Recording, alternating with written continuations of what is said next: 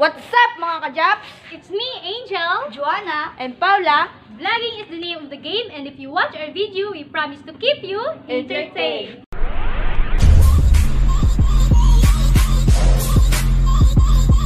What's up mga ka-Japs? So, for today's video, we want to tell you about soil erosion. Like, what is soil erosion? How does it affect soil erosion in climate change? What are the impacts of soil erosion?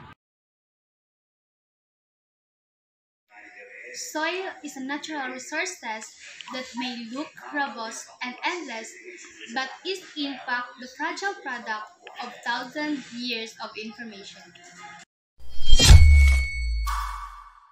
How does soil erosion affect climate change? Erosion degrades land, which means it can support flower plants that can take in climate warming, carbon dioxide. Soil themselves could potentially sequester enough greenhouse gases and in a year to equal about 5% of all annual human-made GHG emissions. This is a global problem, soil eroding more quickly than it is being formed, causing land to become unsuitable for agriculture, a particularly serious concern in a world where the population expected to top 9 billion by mid-century. Smarter land management is a necessity.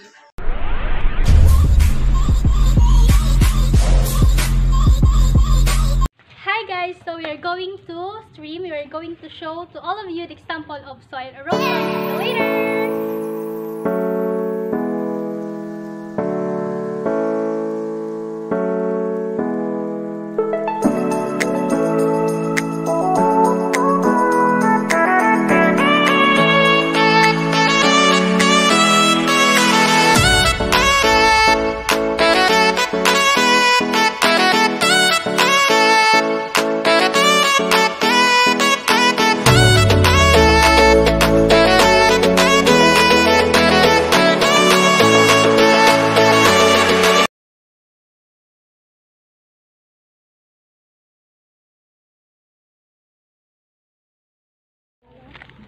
We're back! Pero inyong relasyon wala na siya sana mag-comeback. Ang magmahal ng ganito, kung sino pang pinili kong hindi makuha ng buo, hanggang gano'n na lang nga. Kailangan ko tong tanggapin. So here we are guys, this is a sample of soil erosion.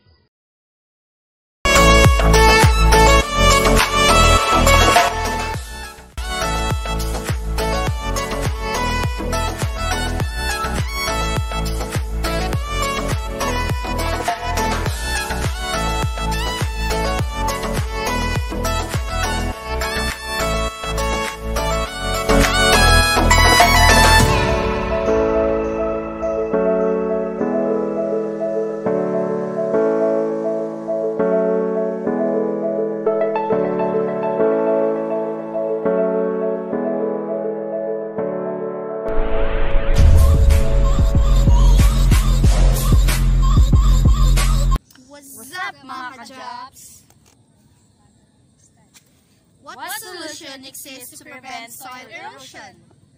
So first, use soil-friendly agriculture practices. Terrace farming needs to be implemented to make hillside agriculture manageable. Terraces prevent corrosion and allow more water to flow crops. So this can be accomplished by intercropping, which means growing two crops together in the same field, such as planting rows and maize or soybean between rows of oil palm trees. Second, offer incentives for land management.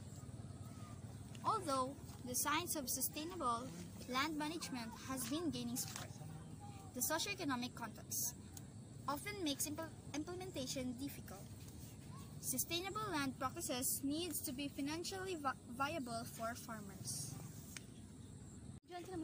Lastly, prevention and rehabilitation.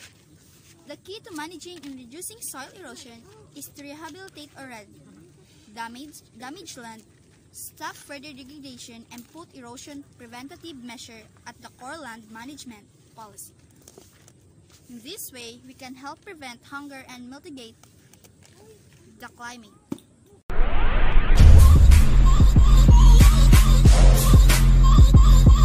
What's up mga ka-Jobs? We're back and again. So, for today, We are going to conduct an interview to our neighborhood. alat na! See you later!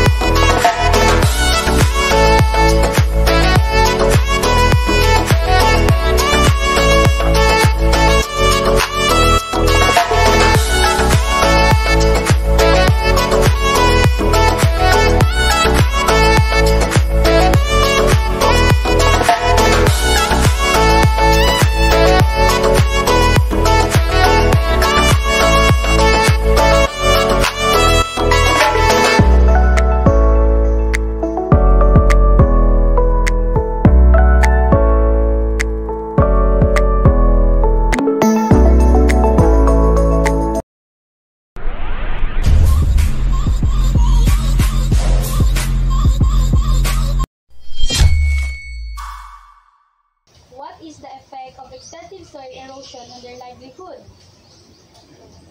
Siyempre mo rin mo na kung baha, say mo kang plano kung paano ma-control ang mga apekto di kaya sa mga palikod para sa mga tanong, siyempre babahaan na siya.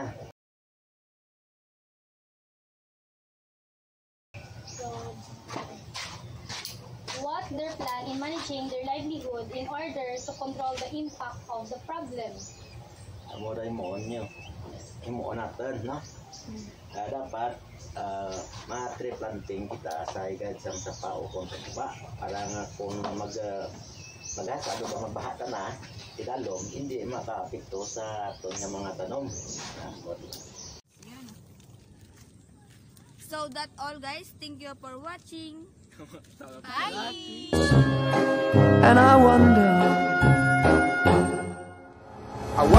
how, I wonder why. Yesterday you told me about the blue, blue sky, and all that I can see is just a yellow lemon tree. I'm turning my head up and down. I'm turning around, and all that I can see is just another lemon tree.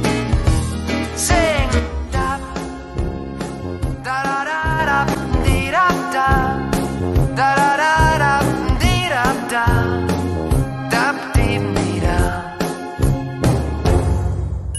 I'm sitting here, I miss the power. I'd like to go out, taking a shower, but there's a heavy cloud inside my head.